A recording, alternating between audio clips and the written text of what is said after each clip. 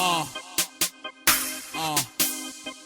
Fred Star, Cap Squad, Senior, Junior, Big E, J, I see. It's time for the real, it's time for the win. It's time for the Sons to Father podcast show again. Make sure you're tuning in. Life struggles, current events, sports talk. I'm talking all angles of life from boys to men. The Sons to Father show. The Sons to Father show. Sons to Father show. Welcome, episode 5, Sons to Fathers TV. Shout out to Fred Star with the intro. Really appreciate you, man. We got the family here. Junior starting off. Big J. Big E. Senior here. And this episode is episode 5. We're gonna call it the Last Dance after ESPN's release of the Chicago Bulls championship documentary with Michael Jordan titled "The Last Dance." Let's get into before we even get into the first initial reactions of it. I mean, I'm glad that they put this out. We've been in the house for how long now? Since March 17th. Since March 17th? Yep. Finally, I mean, we have no sports, but this is the closest we're going to get to sports right now. And, I mean, it comes in perfect timing. They spaced this out over not over 10 weeks, over 5 weeks, and they dropped 2 episodes a week. So this past Sunday, they just dropped the first episode, and then on Monday they dropped the second episode. Everybody has been talking about this documentary since it has come out. And I mean, they were talking about it before it came out too. Huh? They were talking about it before it even came out. Yeah, but I heard they actually sped it up because it wasn't supposed to be released when it was released this weekend. Yeah. But they figured since everybody's in the house, this got the most views on TV. Like, it's insane how many people tune into this. On SportsCenter. This has the most views of all documentaries. Yeah, and it just came out. And then at the perfect time when, I mean, you have everybody in the house, so why not drop a documentary, especially a documentary about the Chicago Bulls with Michael Jordan? Smart business. Yeah, that was a good business plan. All right, with that being said, let's go into, before we do that again, we hope everybody's out there that is being safe. We know that it's bad outside, and again, we just do this, this is a way for us to bond or whatever, just to, not think about the things that are going on outside. Hopefully this is helping you do the same, and maybe you get a couple of laughs out of this, or at least if you didn't know about this documentary, maybe you could check it out and you at least have something to do. All right, let's go into it, y'all. Initial reactions from the Last Dance documentary. So from my perspective, basically this is what it was. It's followed Michael Jordan from high school all the way to the NBA, showing his progression and how he got better throughout his whole career. Yeah, it showed his progression through high school, college, and now to the NBA. And it just basically sums up how he came up to be the player that he is. Yeah, I mean, my initial reactions was, I think it's a good documentary so far. There are 10 episodes. We've only seen 2 of them. I'm excited for this Sunday and this upcoming Monday, and I can't wait to see the next 2 episodes. But definitely. I mean, right now, this documentary was everything. This was everything. It made the week. There was nothing else to watch. No, it definitely made the weekend. Then everybody was talking about it all over social media, all over Twitter, all over TV. Like, people really like this. Like, the ratings went through the roof. It is a pretty good series, what I've seen thus far. Excuse me? I said it's a pretty good series. Yeah, it's dope to see how the team was, before our time. So it's cool to see like how Michael Jordan's personality was, him making jokes with Jerry Krause and stuff like that. Well, this was before your time. This was right during my time. No, I meant me, Big E, and Big J. Yeah, I know what you mean. It was before your time. It wasn't. I was living this. Like, this was I was living this when this was happening. The year that the Bulls went 72-10. I had tickets to a game. Me and my friend had tickets to a game, and we went. And we spent like $300 for these nosebleed tickets, but we were there. Scottie Pippen didn't play that day. Michael Jordan played and had like 45 points. Dennis Rodman got ejected and headbutted the official. This was in like the Meadowlands when the Nets used to play in the Meadowlands. And I mean, it was like going to the circus. It was like being at the amusement park. I mean, the environment was crazy at this game right here. Sounds like a lit game to go to. It definitely was. I mean, you guys have never experienced that because Basketball, it's not the same anymore. They wouldn't allow a player like Dennis Rodman to play in the NBA today. What? Because Like, he headbutted his Just by the way like he was back then. But that's what I told you with the other argument. I mean, with the other conversation we had, and I told you that the NBA was a lot different then than it is now. Like, it was more physical back then. They couldn't handle Dennis Rodman. Let's just go into this documentary. All right, so one of the first things they talk about is how the Chicago Bulls drafted Michael Jordan number 3 overall, and he held that against people for I don't know how many years. His entire career. Yeah. Now, who went number 1? Hakeem Olajuwon. And who went number 2? I don't know. Sam Bowie. Sam Bowie went number 2. And I think if you ever look back, well, again, this is before your time, if you look at Sam Bowie's career, he was not that good. He was not that good at all. And he didn't have a long NBA career. Now, I guess Michael was looking at it like, you took this dude before you took me? Yeah. I mean, at least Hakeem Olajuwon wasn't bad. Like, he was a Hall of Famer. Like, that's a good pick. But Michael Jordan, no. Yeah. Michael Jordan, no. Yeah, so, I mean, Michael, he held on to that. And that goes back to the whole way, like, he used to fuel his fire. Like, throughout his career, Michael always used something against you. You could say something. You drafted me number 3. Oh, you think I'm old. Oh, you don't think I can do this. And he would use whatever it is, and then he would literally torch your team during the game or the next time that he plays you or whatever. And he would just destroy you. Now, who do you think, what NBA players you think got that drive? Today? None. Today? None. Yeah, no. Draymond, but he's not as good. Who? Draymond, but he's not as good. Stop it. All right. He has the mentality. Okay. All right. He just doesn't have the skill. All right. Whatever. So let's get into something. What was another a good topic for you in this documentary? I'll probably start. Do you think that MJ finally dropped this after all these years to save his legacy from LeBron stardom? Because LeBron was gonna get that ring. LeBron was gonna get what? Get the ring this year. Yeah, but this documentary didn't stop LeBron from getting the ring. Coronavirus stopped him from getting the ring. Yeah, but it took attention away from how like good LeBron was this year. I think. I don't think it meant to do that. Conspiracy theorists, man. Read articles. I don't think. You're young. I gotta keep remembering that. This whole podcast is about bridging the gap. Michael Jordan doesn't need to do anything to cement his legacy in NBA history. Michael Jordan has done more than LeBron has ever done. Like you could sit here, and I don't think that he, at the time this came out, it's like, oh, well, you know, LeBron's getting too much attention, so I want to drop this so people can't remember. Well, they won't forget about me. Michael Jordan releases sneakers every couple months. No one's ever gonna forget about Michael Jordan. Just to freshen up people's mind, like I'm still the GOAT. Still here. No. Michael Jordan has six rings. LeBron has how many? 3. Not enough, right? All right, but LeBron also beat. Michael Jordan has never been to a Game 7. 73-9. Jordan has never been to a Game 7.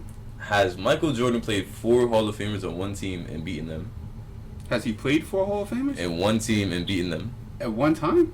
At one time. Like LeBron did. In the finals. Down 3-1. By himself, right? Oh. But it's a different game now. It's harder now. How is it harder when everyone shoots 3-pointers? Their team is built around the 3-pointer. But when Jordan played, it wasn't 3-pointers. Everything was physical. You had to drive. Back then, you could literally carry the team by yourself. But now you need, now it's like LeBron, he's dropped 51 and still lost to the Warriors last year. So that just shows how big that 73-9 win was. Yeah, I mean, that's cool, but Michael Jordan's not going to drop 51 and lose. That's not LeBron's fault that he did that, though. All right. He had a better team than LeBron.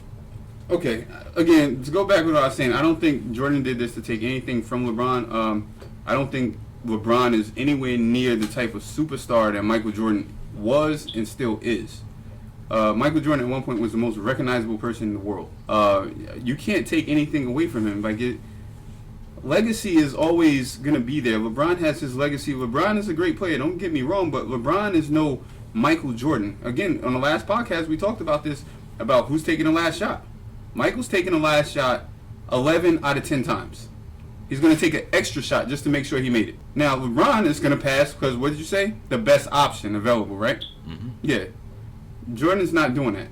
So as far as legacy, you're looking at a dude with a killer instinct, and that's where you get your Kobe Bryant from. Killer instinct. Yeah. Kobe modeled his whole game after Jordan. Then now LeBron is a good player. He is. He doesn't have a killer instinct. And then like with Jordan, like with the documentary, that was one of the things that he talked about where his teammates, he used to yell at his teammates during the documentary. He's yelling at them. He told them, if you don't like it, you could get out, because he demanded for them to play their best every single day. He even punched Steve Kerr in the face. Yeah, that's crazy. That's actually crazy.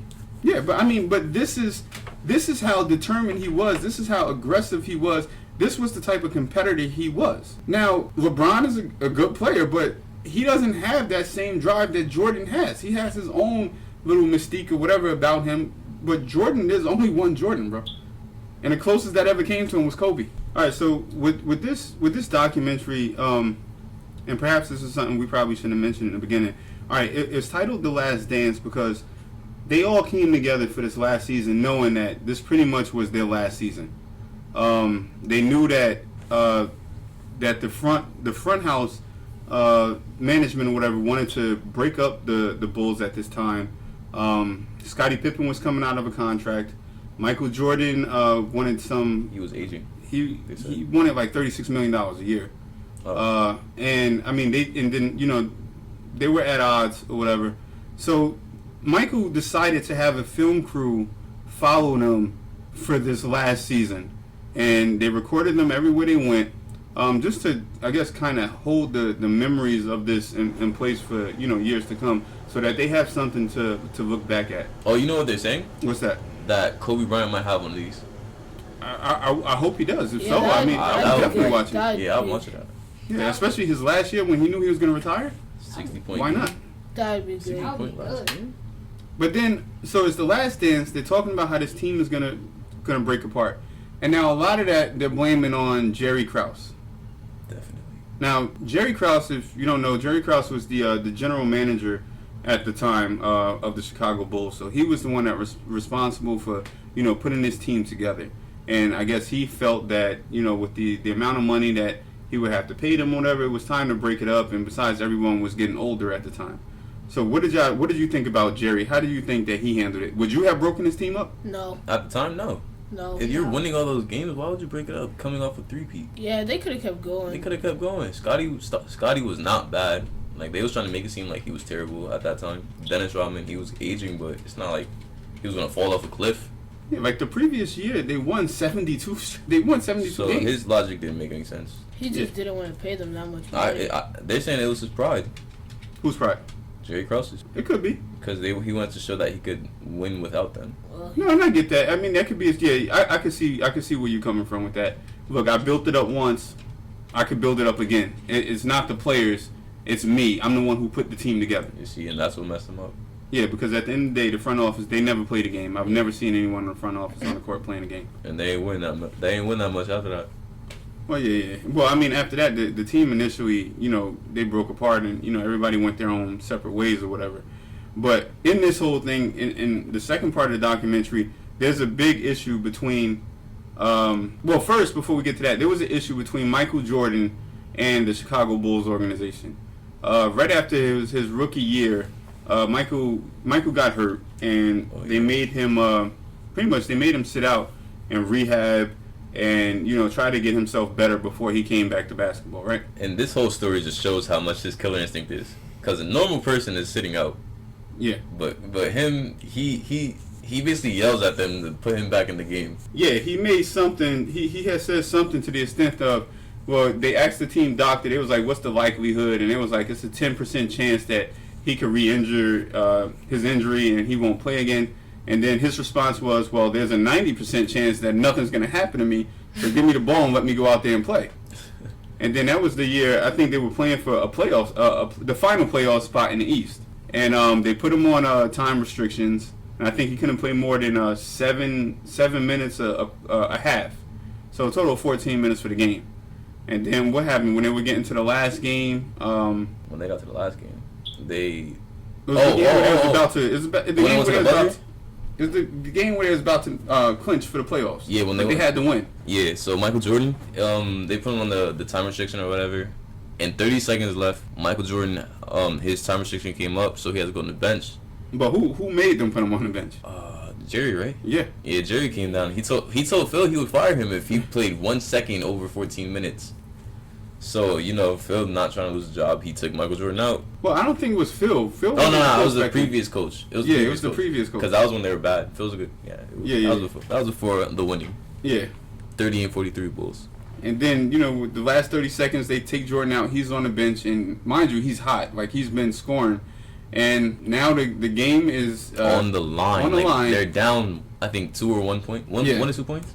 They were down by 1 point. And John Paxson makes a miracle shot. That shot. And they happen to go to the playoffs. Yeah, they won the game and they go into the playoffs. John Paxson.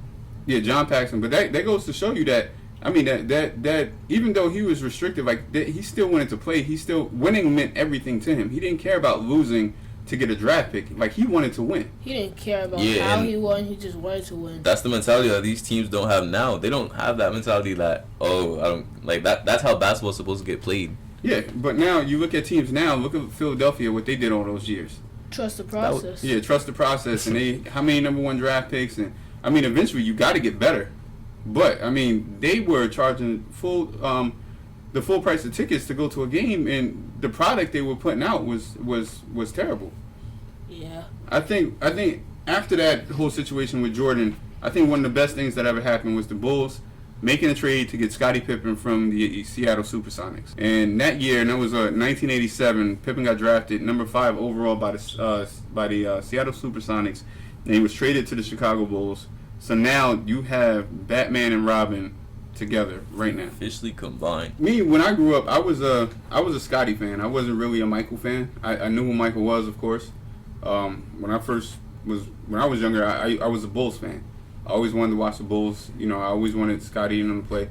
I was truly a Scottie Pippen fan. I wasn't really a Michael Jordan fan. But now you put both of these guys together, this is probably the most dynamic duo in NBA history right now. At the time of this happening, when the Bulls made this run, you could easily say that Michael Jordan was the best player in the NBA, and Scottie Pippen was the second best player in the NBA. Yeah, that even showed when Michael Jordan retired.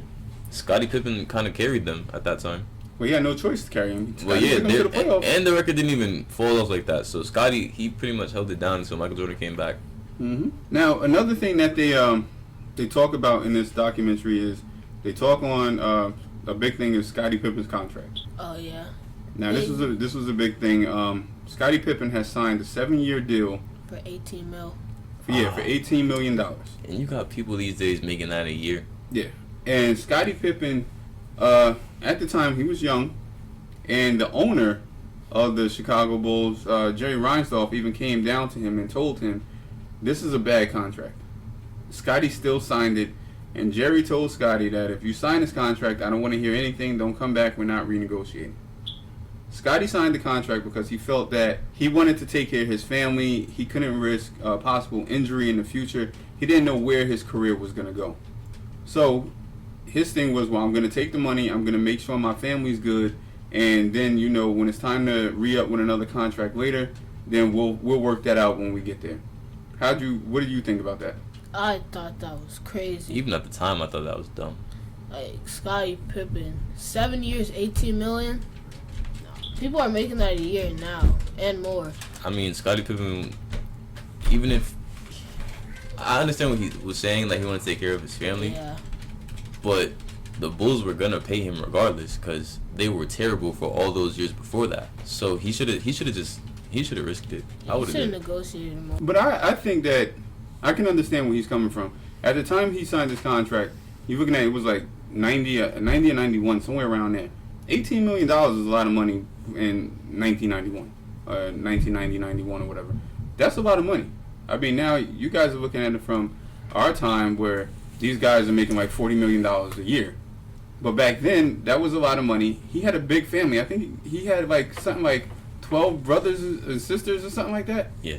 He had a father that was in a wheelchair. That was in a wheelchair. Then he had a brother that was I believe paralyzed too, and that was in a wheelchair.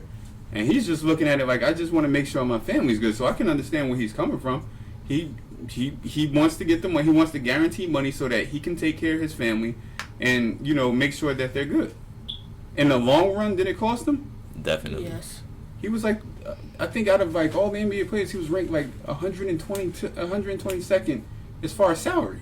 and he's like top. He's clearly the top 5. Definitely in the NBA. At the time, he's clearly the top 5 in the NBA at the time, and there are 121 people making more money than you. Terrible. That was a bad deal. So because of that, then he goes to the whole thing where I guess him and Jerry got into it because Scotty, he wanted to be paid for his worth, and now Jerry was still holding on to what he said earlier was that well, if you sign this contract, we're not going to renegotiate.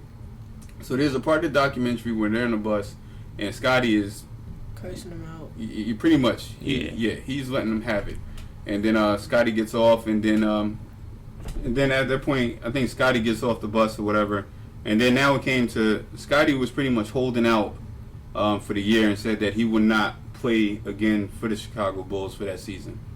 He's not suiting up. He's not touching no basketball. He's done. Yeah, and there's a part of the documentary when they're interviewing Michael Jordan, and I guess they asked Michael Jordan, "Do you think that that's selfish of you? Do you think that's selfish of Scotty or whatever?" Because at this point, Michael is carrying the team all by himself. Like everything that's happening, like Michael is the one who's going out there, and then it comes back to another point where Michael said that because he had to do all of this, like he had to be the team's leader in a different way now. That he had to motivate the guys to make them believe that they could go out there and pretty much elevate his game to another level. And when you think he couldn't elevate anymore, he found another way to elevate his game. But MJ calling Scotty selfish made no sense to me. Why? He's making $36 million at the time, and he couldn't help Scotty get paid. Like he could have $36 million at the time. Yeah, he was making over $30 million. MJ, right? Yeah, that was unheard of back then. So if he's making that much money, pretty sure he could have took a pay cut or something like that to have Scotty get paid. Yeah, but so why but it's not about him taking a pay cut so Scotty could get paid. Him getting paid $36 million has nothing to do with Scottie Pippen, who signed his contract. So Jordan doesn't need to take a pay cut so they could give Scotty more money. You can't call Scotty selfish if you're taking all the money. So who's really selfish in that situation? But at the end of the day, that's the deal he worked out. They told Scotty not to sign the contract. So how are you going to say that, well, he's taking on the money? How is he taking on the money? There's money there, but you agreed to take $18 million over 7 years. No one told you to do that. The owner told you it was a bad contract. So again, how is Michael being selfish? He's making $30 million a year. Whose fault is that? If you're good at something and you tell them, I want to be paid $30 million a year, and they say, you know what, Junior, you're good at it. We're going to give you $30 million a year. And then now say if I come along and be like, you know what, I'm good at this too, but I'm more worried about the here and now, so I don't want the $30 million a year, even though, I know my worth, but right now I got a whole bunch of family issues, so I'll take $18 million right now over 7 years. But that's what I agreed to. Just like they agreed to pay you $30 million, well, I agreed to take $18 million. All right, well, it obviously didn't work because the team broke up. Well, the team was going to break up anyway. It probably would have, but that's the thing. It probably could have, prolonged a little bit. Like, they probably could have played a couple more seasons if MJ would have took a pay cut. See, what you got to realize is that whenever you get these championship teams, usually after a team wins a championship, they break up anyway. Because now everybody, if you win a championship, your value your worth has gone up. Mm-hmm. So usually, no matter what, especially in the NFL, look at that. You can look at the NFL, whenever a team wins the Super Bowl, the chances of them retaining the members of the team are slim to none. They got a Super Bowl, so now their pay scale is going to go up. They're worth more because they got a ring, and not everybody has a ring. So now, you can't just. It's hard to just keep a team like that together. I understand what you're saying, but there's exceptions to that, I think. Like, look, in football, Tom Brady, the Patriots, they kept their core members. I think that in basketball, the Chicago Bulls were kind of like that. Like, right. They were trying to They kept their core members. Yeah. Which was Tom Brady, Gronkowski, Belichick. Of course. And, not even really, maybe Julian Edelman, maybe him, and probably, I'm pretty sure, some guys on offensive line. Other than that, but then how many people do you have on the NFL roster? So now you're talking about maybe 10 people that they kept. But then you got another 40-something people that they're gone. So I mean, you can't look at it from that end. Like, I mean, the team was bound to break up or whatever. Scotty's contract was done. They knew that Scotty wasn't going to stay. Like, if they weren't going to pay Scotty this money, Scotty was leaving. How much was Scotty asking for? More than $18 million over 7 years. That was just bad. Because he was making like $2-point-something million a year. Like, that's trash compared to what he was worth. That's literally the worst contract ever. I don't know any other player. I'm pretty sure it's not the worst contract ever. But again, at the time, things were different. So I understand where he was coming from. He just wanted to provide for his family, and that was his most important thing. He wasn't thinking about the long term. He was just thinking about, like, right now. How am I gonna help my family? Yeah, and I mean, I'm pretty sure majority of people, if you're put in that situation, if you come from nothing. And in the documentary, he admitted, he was like, his brother was even talking. He was like, we didn't even know we were poor. Now you come from nothing to now they $18 million, but you just came from nothing. Yeah. So to you, that $18 million is equivalent to that $36 million that Mike was making for that 1 year, because you ain't have but 2 pennies to rub together before that. Yeah, I can see where he was relating from. Yeah. So, Big J, would you have taken the contract that Scottie Pippen took? No, because I want to get, like, the money later. Yeah, and I think, I mean, in hindsight, looking back at it, Scottie should have did that. He probably should have said no, and then said, you know, I know my value. I know I'm one of the best NBA players in the world, so I'll, you know, sign a short-term deal, and, you know, I'll maximize on my potential later on within the contract. Yeah, that would have made the most sense to me. Yeah, I mean, that's what the guys do now, though. Like, a lot of the NBA, well, a lot of the sports stars, they bank on themselves right now. Like, they know their worth. They're not going to take a crap deal and, you know, just be locked in for, you know, however many years, and now they're stuck. And they can't, like, get a new contract. And that's pretty much the situation Scotty was in. That's exactly why he held on his surgery. So that's you. All right, so let's go to the final thoughts of this. At the end of the day, I thought it was the first 2 episodes. I thought they were well put together.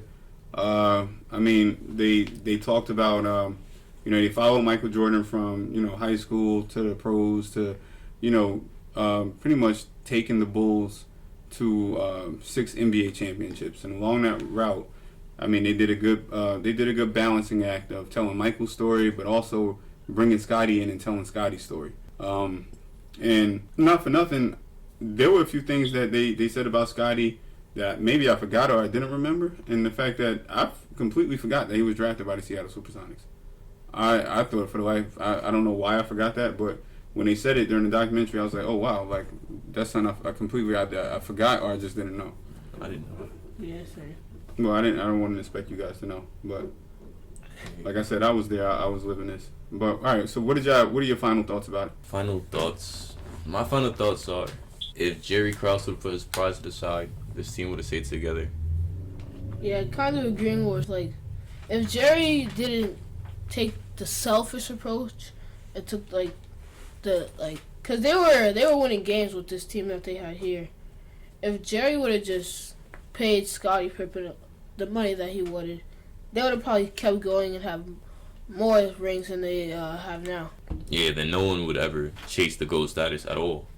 Like, no one's gonna catch that if MJ wins more rings. Well, I mean, they probably could have won a few more, but I mean, at the time you're looking at the league was changing.